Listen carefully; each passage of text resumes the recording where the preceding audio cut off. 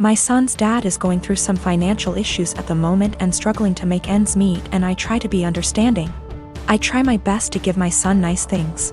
Now his nice clothes are reserved for going out. If he wants to play, that's fine, but he can go and play clothes. I do not want him playing in those clothes, and I send him over there with a bag of causal clothes. We go to mass every Sunday and I have him dressed nicely. Now during mass I gave him to my ex because at that point it is now his week to stay with Alex. However, every single time, Alex will come back to me and his clothes will be wrecked, whether it's played in dirt, ripped. The buttons are off, the jeans are stained or ripped as well. I've thrown out multiple shoes because my ex will not have him change into the play clothes, that I send him in and just let him play in the nice clothes. I do not have him like this all the time. I don't have him dressed dressy or in his nice clothes all the time, just when we're going to something important. Most of the time he's in stuff that he can play in, and comfortable clothes. It's not like I have him in that all the time to where I'm always stopping playtime to change. At this point I'm so over the nice clothes being ruined because he refuses to dress him and play clothes for whatever reason. So before mass ends I will have my son take off the nice clothes and dress in casual clothes. I've been doing this for about 2 months now, and it has helped my bank account a lot to not have to spend a fortune whenever they get wrecked. I'll also point out that I tell him this multiple times, every single time he brings him back with nice clothes being ruined. I will send him a message reminding him to please put him in play clothes before he plays in the mud or the park, etc. However, lately my ex has been very upset that I'm not sending him in nice clothes. I told him that I used to, but he kept on ruining them for whatever reason, and I don't want them ruined. He's saying that I'm flaunting in his face that he's broke right now and can't afford to buy him such nice clothes. That is not at all the case. I said that that is his own insecurity talking because I have never ever done that, and I'm giving him multiple chances. I'd even be fine if he at least washed them to the point where they weren't unwashable and stained. However, he keeps saying that I am rubbing in his face that he can't buy him nice clothes right now. He needs those clothes whenever they go out to somewhere nice, and I'm being an asshole to him because he lets his kid play, and I don't want him to enjoy his time with his son and they're just clothes. I said if it has such a little significance to him then he doesn't need them that bad, and there is no argument here. He's pissed at me. I told her to a couple of my friends and family and they agree that I'm the insensitive to his situation. My partner and I have been in a relationship for 5 years, living together for 4.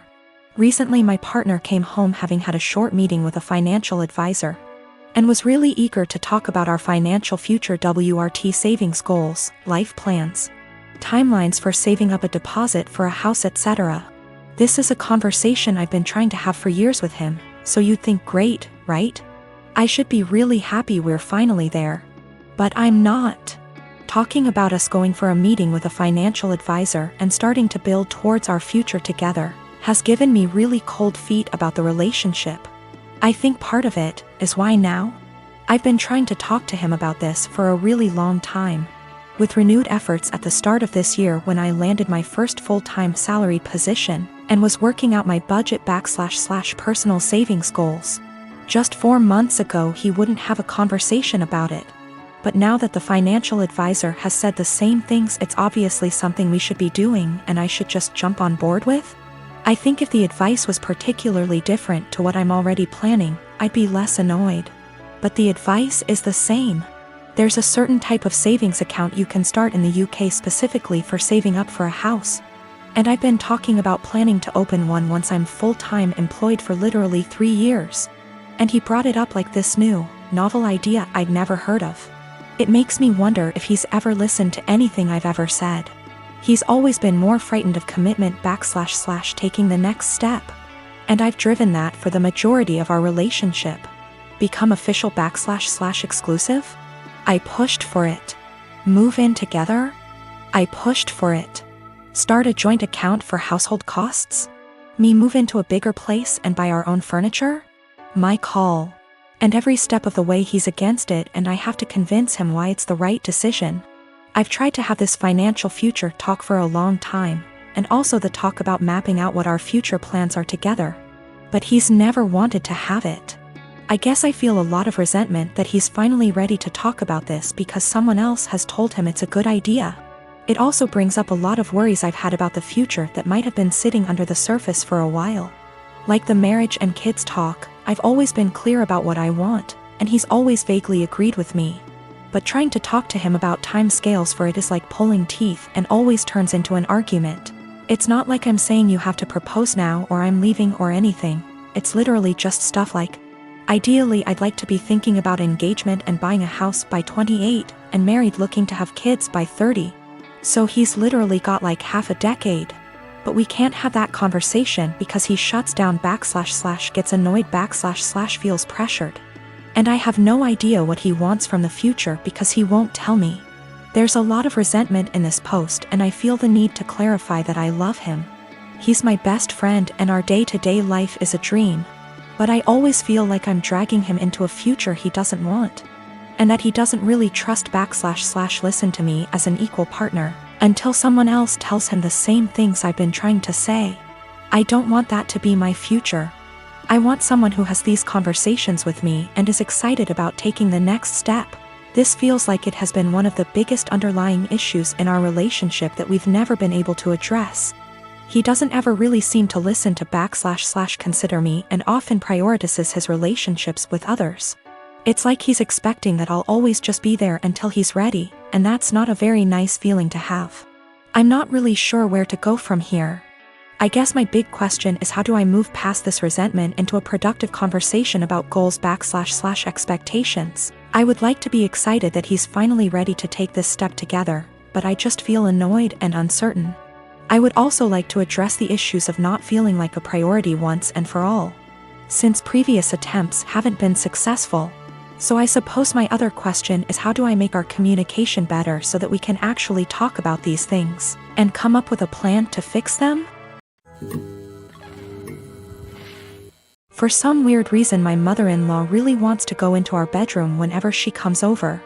On one occasion I followed her as she went upstairs. I was going to get something for my child as the bedrooms are upstairs. And she walked past the bathroom on the main floor and up the stairs behind it. She didn't hear me and I caught her walking straight into my room and rifling through bills on my dresser. She denied snooping, even though I'd just watched her do it, and said she was just going to use our bathroom because she couldn't find the other ones. She walked right past the one on the main floor and another one in the upstairs hallway to go into our bedroom. Since that happened, I installed an exterior doorknob that requires a key on our bedroom door and one on the door to our office / spare bedroom. However, she's still always forgetting where the bathroom is and trying the bedroom and office door. This really ticks me off. My husband says that I just get annoyed at this because everything she does drives me crazy, and since we've put locks on the rooms we don't want her in, there isn't really a problem anymore. Well, over the holidays we had my in-laws over for dinner, and before they came I was searching for the bedroom keys. We hadn't used them in a while since we only lock the doors when mother-in-law comes over. My husband told me we didn't need to lock the doors since she wouldn't try to get into the rooms, and I insisted that she would because she loves to snoop. We went back and forth and decided to cover the doorknobs in superfine glitter to see if she tried them. I did this once before when husband didn't believe me about the snooping to prove she'd been in the rooms. Last time she ignored the glitter and we didn't say anything about it, but then my husband couldn't deny that she'd tried to snoop. So this time I covered the knobs in glitter and for the office went a touch further and rigged a little folder of glitter over the door to the office before the in-laws came over. I left it one side unlocked, French doors, and it was set so if you walked in the room you would get covered in glitter. Husband goes out of his way to show his mom the main floor bathroom when they got here and specifically asks his parents and sister not to go upstairs.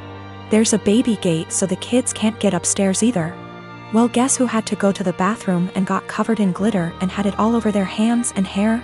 She completely lost it and started screaming at me, so I yelled back and now my husband is saying I went too far. Apparently her car is ruined now too because it's covered in glitter that she can't get cleaned up. I will be ordering some cellulose glitter that is biodegradable and safer for future projects. And if she comes over again I will set up a camera.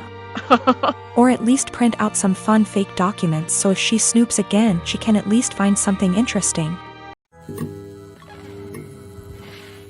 My sister and her husband have been struggling with infertility since they got married 12 years ago. They've tried absolutely everything, from medical to spiritual, but unfortunately, nothing works. Now that she's approaching late 30s, they're starting to look into adoption, but it's also been a slow going. Since their financial condition isn't exactly stable from multiple rounds of fertility treatments they went through. I can only imagine the struggle, and I sympathize with her.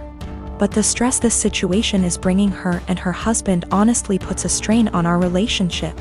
My husband and I lost our best friends, Mason and his wife, Kate, 2 weeks ago in a horrible car accident. They left behind their son Pete, who isn't even 2 yet. It was so sudden and so heart-wrenching. We're still grieving, which lowers out contact with a lot of people, including my sister and Bil.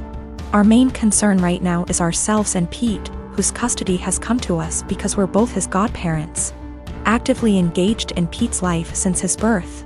And because Mason and Kate have neither left a will nor have immediate living relatives who can take him in. We've decided to adopt Pete as soon as we can stomach the process. My husband and I never planned on having kids, and even if we did, this is absolutely not the way we want to go about it. The situation is far from ideal, but we're starting the adoption process yesterday, for Pete's safety if nothing else. We broke the news to our extended families and friends, letting them know that my husband and I won't be very available for a little longer because of this. I know my sister and brother-in-law will have something to say about this. I'm prepared for a few heated text messages or voicemails. However, I didn't expect them to turn up on our doorstep, crying about how unfair it is that we were given everything they wanted, and how we didn't deserve to be parents because we didn't go through what they had to. I've never seen my husband so angry before.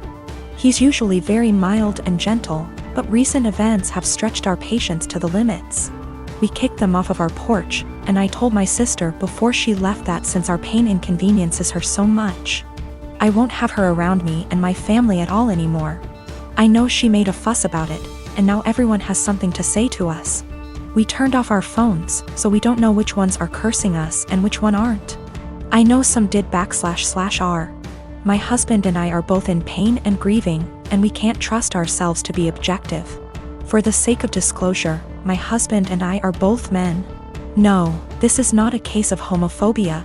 My sister, for all her fault, was the first person to accept me for who I love.